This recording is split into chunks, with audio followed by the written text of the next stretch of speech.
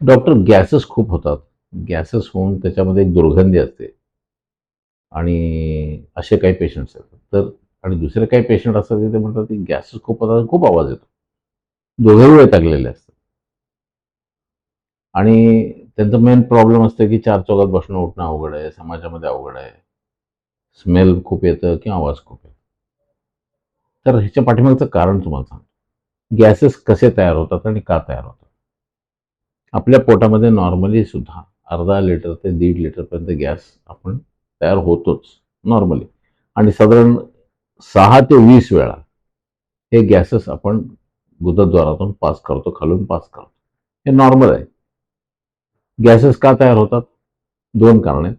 एक म्हणजे आपण जे बोलतो, खातो, पितो, तोंड जेव्हा उघडतं तेव्हा आपण एअर स्वॅलो करत असतो, हवा गिळत असतो आणि ते gases nitrogen, oxygen, carbon dioxide हे सगळे गॅसेस पोटामध्ये जातात आणि ते नंतर हळूहळू खालून पास होतात. दुसरं एक कारण असं आहे की आपल्या मोठ्या आतडीमध्ये, छोट्या आतडीत पण थोडंसं, पण मोठ्या आतडीत मेनली खूप जास्त प्रमाणामध्ये, खूप जास्त म्हणजे किती, जवळजवळ 1,00,000 कोटी प्रमाण छोटे छोटे छोटे छोटे बॅक्टेरिया असतात.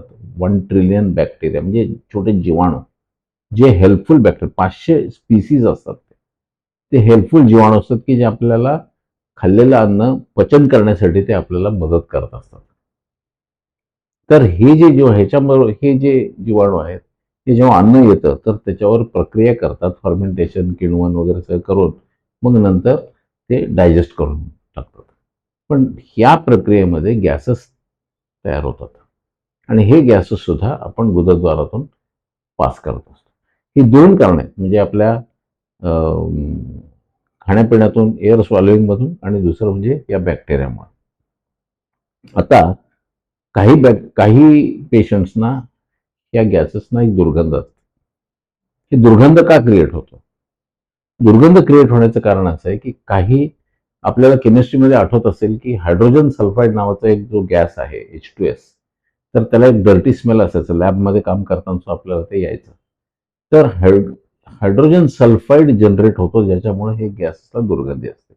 हायड्रोजन सल्फाईड जेव्हा कधी जनरेट होतं, ज्या आहारामध्ये सल्फरचं प्रमाण आहे, जसे की एग्स आहेत, मीठ आहे किंवा कांदा आहे, लसूण आहे, काही प्रकारची डाळी आहेत, कॅबेज कॅबेज कॉलीफ्लॉवर आहे, या सगळ्या गोष्टींमध्ये सल्फरचं प्रमाण असतं. तर हे जे काय मी मगाशी सांगितल्याप्रमाणे पोटामध्ये जे बॅक्टेरिया, जीवाणू आहेत, त्याच्यावर जेव्हा प्रक्रिया करतात तर त्याच्यामधनं hydrogen sulphide H2S gas produce होतो, तयार होतो आणि तो गुदद्वारातून बाहेर पडतो आणि त्याला एक घाणेरडा स्मेल असतो, दुर्गंधी असते. प्रमाण कमी असतं, व्हॉल्यूम ऑफ गॅस खूप कमी असतो, पण वास मात्र असतो.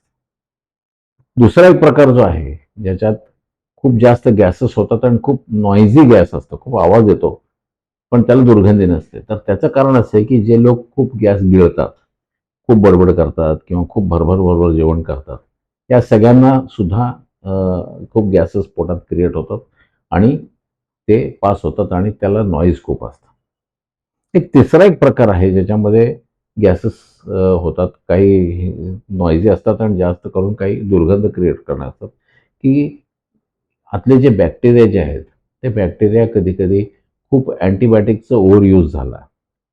काही कारणामुळे आपण अँटिबायोटिक घेतलेलं असतं आणि ते जर ओव्हर यूज झाला, तर आतले बॅक्टेरिया सुद्धा मरून जातात किंवा डॅमेज होतात आणि मग पचनक्रिया बिघडते.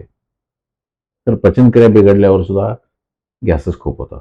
ते कित्येक वेळा दुर्गंधीत असतात. चौथं एक कारण असं असतं, की पोटामध्ये कसल्या प्रकारचे इन्फेक्शन्स असतात. इन्फेक्शन झालं तरी सुद्धा गॅसेस खूप होतात आणि काही गॅसेस दुर्गंधीयुक्त असतात, काही खूप नॉइझी असतात. अजून एक काम आहे, खूप जणांना बाहेरची खायची सवय असते सारखी. बाहेरची खायची सवय असेल तर त्याच्यामध्ये सल्फर खूप असतं त्या फूडमध्ये. ते सुद्धा दुर्गंधित गॅस सोडतात. तर ह्या सगळ्या कारणामुळे काही पेशंट्सला लॅक्टोज इंटॉलरन्स, काही लोकांना दूध चालत नाही. दुधाने सुद्धा गॅसेस होतात. तर ही सगळी कारणे ज्याच्यामुळं आपण दुर्गंधी गॅस किंवा नॉइझी गॅस आपण तयार करत असतो. आता ह्याला इलाज काय? इलाज काय म्हणजे हा युजली हा प्रॉब्लेम फार काय कॉम्प्लिकेटेड नाहीये. जर नॉइझी खूप गॅस असेल तर आपण बोलणं कमी करावं, सावकाश जेवण करावं, पचन नीट 32 वेळा चावून व्यवस्थित जेवण करावं. त्याच्याने बऱ्याच वेळा हे गॅसेस कमी होऊन जातात. दुर्गंधित गॅससाठी सुद्धा जर काही अँटीबायोटिक ओव्हरयूज झाला असेल किंवा काही इंटेस्टाईनल इन्फेक्शन असेल तर त्याचं ट्रीटमेंट करून घ्यावं.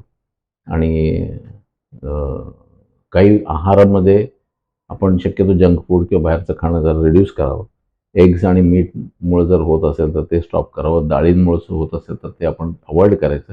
ज्याच्यामुळे आपण नॉर्मली हा प्रॉब्लेम मोठा नाही आहे, पण त्रासदायक आहे हे निश्चित. नमस्कार.